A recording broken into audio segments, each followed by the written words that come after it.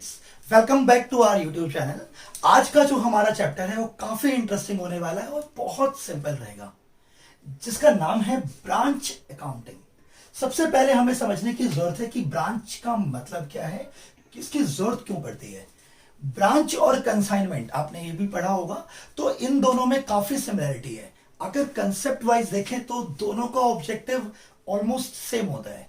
जैसे हम दोनों ही चैप्टर में चाहते हैं कि हमारा जो माल है, हमारा जो प्रोडक्ट है, हमारी मेन लोकेशन के अलावा अदर लोकेशन पे भी बिके। जो आपने दो चैप्टर सुने, consignment and branch, concept wise इन दोनों ही चैप्टर में बहुत सिमिलरिटी है। इसमें भी जो मेन मालिक है वो क्या चाहता है कि उसके जो प्रोडक्ट्स हैं, उसका जो माल है, उसकी मेन लोकेशन के अलावा डिफरेंट लोकेशन पे बिके। इसमें भी मालिक यही चाहता है। फिर डिफरेंस क्या है, इसमें अपना माल बेचने के लिए वो एजेंट्स हायर करता है, जिसको वो सेल के ऊपर कमीशन देता है, बहुत तरह की, जिसमें हम इस चैप्टर में डिस्कस करेंगे अच्छे से। ब्रांच में ये इसका अपग्रेडेड वर्जन है।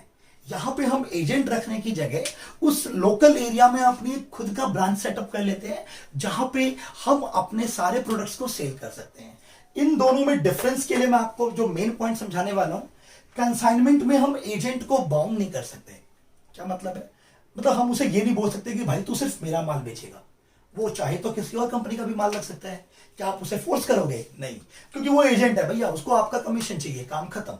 आप अगर काम नहीं करेगा, आप कमीशन नहीं दोगे, छुट्टी। लेकिन जब आप ब्रांच खोलते हो तो दैट मीन्स ये बाउंड है हेड ऑफिस की इंस्ट्रक्शंस को मानने के लिए। ये डिनाई नहीं कर सकता आपके ऑर्डर को। आप इसे टारगेट दे सकते हो कि आपको इस मंथ में इतनी सेल करनी है। तो यहां पे मेन डिफरेंस यही है कि यहां पे हम एजेंट के थ्रू अपने प्रोडक्ट को सेल करते हैं, जबकि यहां हम खुद अपनी ही एक लोकल ब्रांच खोल लेते हैं। क्लियर हो रही है बात? दोनों का मेन मकसद क्या होता है? अपने माल को अपनी मेन लोकेशन की जगह डिफरेंट लोकेशन पे सेल आउट करना।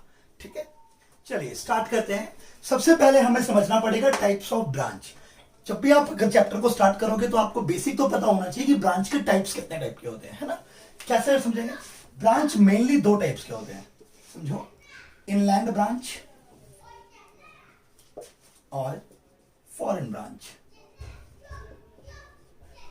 क्या फर्क है दोनों में?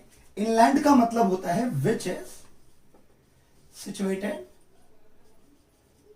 इन द सेम कंट्री, मतलब जो उसी देश में है, तो उसे हम क्या बोलेंगे? इनलैंड। फॉरेन ब्रांच का मतलब क्या होगा? Which is situated outside the country,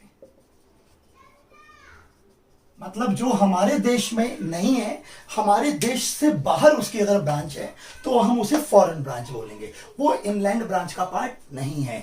हमारे सिलेबस में जो मेन कंसर्न है वो इनलैंड ब्रांच का है, मतलब ऐसी ब्रांच जो सेम कंट्री के अंदर ही एग्जिस्ट करती है। इनलैंड ब्रांच को हमने फर्दर दो टाइप्स में डिवाइड किया है, डिपेंडेंट ब्रांच और इंडिपेंडेंट ब्रांच। अब आप लोगों को लगेगा सर ये तो नाम से ही क्लियर हो रहा है, काफी सिंपल है। डिपेंडेंट का मतलब जो हेड ऑफिस पे डिपेंड करता हो, और इंडिपेंडेंट का मतलब जो हेड ऑफिस पे डिपेंड ना करता हो। बट यहां पे थोड़ा सा पॉइंट और समझने वाला है। डिपेंडेंट ब्रांच तब होता है जब ब्रांच का लेवल थोड़ा कम हो, छोटा। लेट्स से कि कोई हेड ऑफिस है जो 100 टाइप्स ऑफ प्रोडक्ट बनाता है, मैन्युफैक्चर करता है, लेकिन अपने उसने एक ब्रांच को सिर्फ 4-5 प्रोडक्ट के लिए ही अलॉट किया है। तो क्या वो 4-5 प्रोडक्ट के लिए एक अलग से सीए अपॉइंट करेगा? नहीं। क्या वो उसके लिए अलग से अकाउंटिंग सिस्टम तैयार करेगा? नहीं। तो ये डिपेंडेंट ब्रांच को क्या बोलता है कि आप माल बेचो, हमारा काम करो, लेकिन आपकी अकाउंटिंग आप नहीं करोगे, आपकी अकाउंटिंग हम ही करेंगे आपके बिहाफ में। इसलिए इनको हम क्या बोलते हैं? डिपेंडेंट ब्रांच, क्योंकि ये अकाउंटिंग खुद से नहीं प्रिपेयर करते, ये अपनी अकाउंटिंग के लिए हेड ऑफिस पे डिपेंडेंट होते हैं। जबकि इंडिपेंडेंट ब्रांच लार्ज स्केल की ब्रांच होती है, जिसमें हम सारे प्रोडक्ट्स ऑलमोस्ट बेचते हैं, इसलिए इनका अकाउंटिंग लेवल भी अलग होता है, इनका अलग सीए अपॉइंटेड होता है, इसलिए ये अपने अकाउंटिंग के लिए हेड ऑफिस पे डिपेंड नहीं करते। ब्रांच अकाउंटिंग करने के लिए सबसे पहले एक हेड ऑफिस का होना बहुत जरूरी है।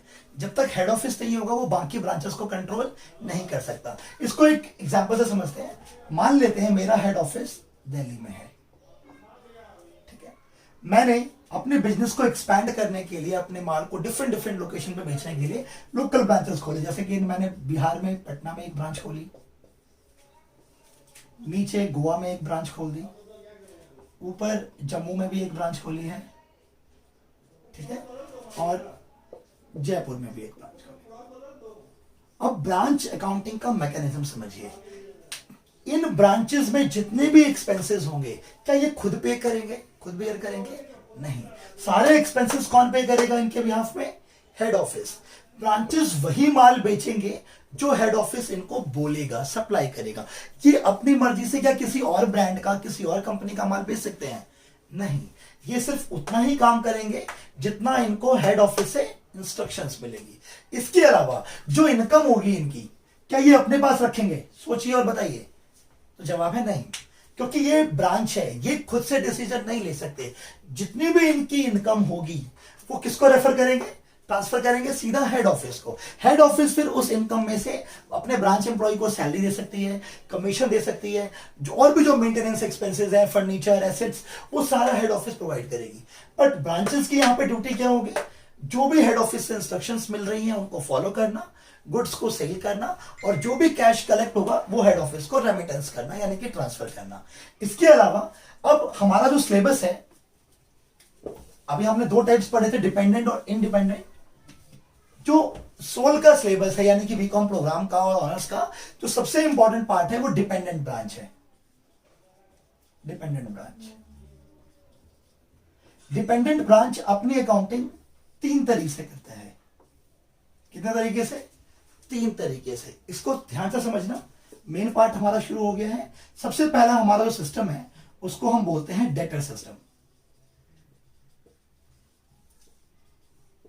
सेकंड सिस्टम जो हमारा है उसको हम बोलते हैं स्टॉक डेटर सिस्टम। एंड तीसरा सिस्टम जो है हमारा वो है फाइनल अकाउंट सिस्टम। आपके एग्जाम में सिर्फ डेटर सिस्टम और स्टॉक डेटर सिस्टम ही आता है। डेटर सिस्टम काफी इजी है, कॉम्पैक्ट है, काफी छोटा है, नाम से दिख रहा है, सिर्फ इसमें डेटर के अकॉर्डिंग ट्रीटमेंट होगी। जबकि ये सिस्टम थोड़ा सा वाइड है, एक्स्ट्रा है, जिसमें हम स्टॉक डेटर, यानी कि इसमें नंबर ऑफ अकाउंट्स भी ज्यादा बनेंगे, एंट्रीज भी ज्यादा वाइडर वे में रिकॉर्ड होगी, और उसके अकॉर्डिंग ही होगा। बट एक चीज ध्यान रखना, जो नेट रिजल्ट है, यानी कि प्रॉफिट या लॉस, प्रॉफिट की जगह हम नेट रिजल्ट लिखते हैं, वो इस मेथड से, इस मेथड से और इस मेथड से हमेशा क्या आनी चाहिए? इक्वल। यानी कि ये कभी भी अलग अलग नहीं हो सकती। चाहे आप कोई भी मेथड फॉलो करें, आपका आंसर बिल्कुल क्या आना चाहिए? सेम। अगली क्लास में हम लोग डेटा सिस्टम को डिस्क्राइब करेंगे, कौन कौन से अकाउंट बनते हैं, कैसे इसकी कैलकुलेशन होती है। आज के लिए बस इतना ही। आज आपको बेसिक इंट्रोडक्शन समझ में आ गया होगा, ब्रांच क्या है, कितने टाइप्स के हैं। मिलते हैं आपसे अगली क्लास में। Thank you so much.